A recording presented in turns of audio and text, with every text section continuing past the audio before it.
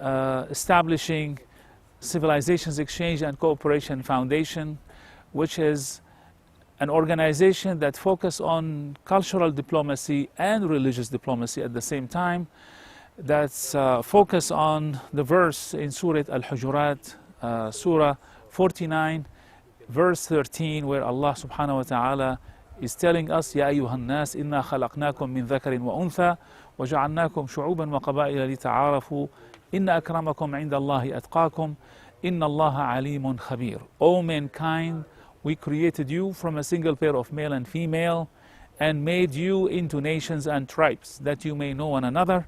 Truly the most honorable of you by the sight of Almighty Allah are those who are most righteous, and Allah and God is well acquainted with everything you do.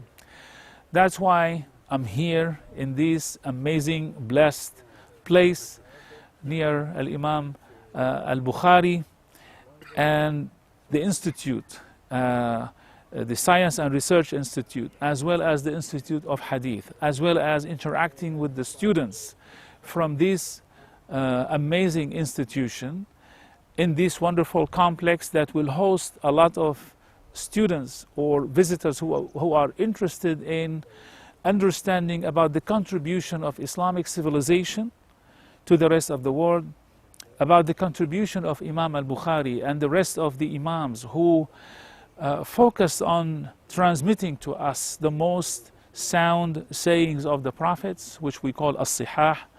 And as you know, number one is Sahih al-Imam al-Bukhari.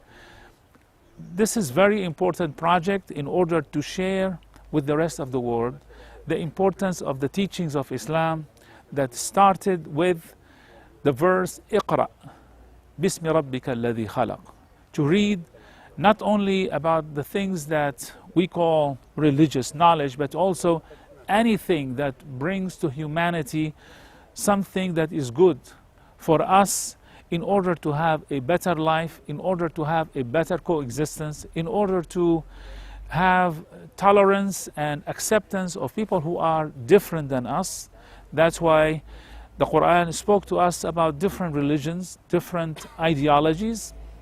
Of course, asked us to examine and to study and to see how we can recognize the presence of Allah, Al-Wahid Al-Ahad Al-Fard Al-Samad.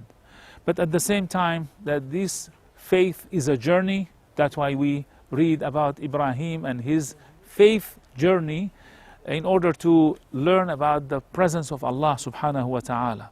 Each one of us has a journey in his or her life. But at the end of the day, we are part of the human family, the family of Adam and Eve. And at the end of the day, it is our responsibility to build a better world that is based on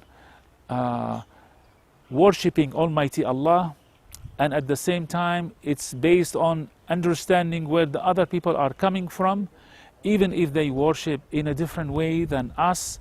But still, we have to have a better coexistence, and still we have to have a better way of communicating with those who are different in order to live on, in peace on the surface of this earth before we move after this life to heaven, inshallah.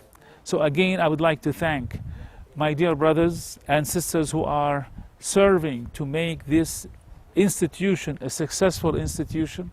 And for us in the United States, working with Civilization Exchange and Cooperation Foundation, it is an honor for us to partner with this institution and to welcome the students to our programs in the US, in Europe, in Africa, in Asia, as well as to welcome them in order to bring our students here. So again, thank you very much for everything, and it's an honor for me to be here. And thank you. Wassalamu alaikum wa rahmatullahi wa barakatuh.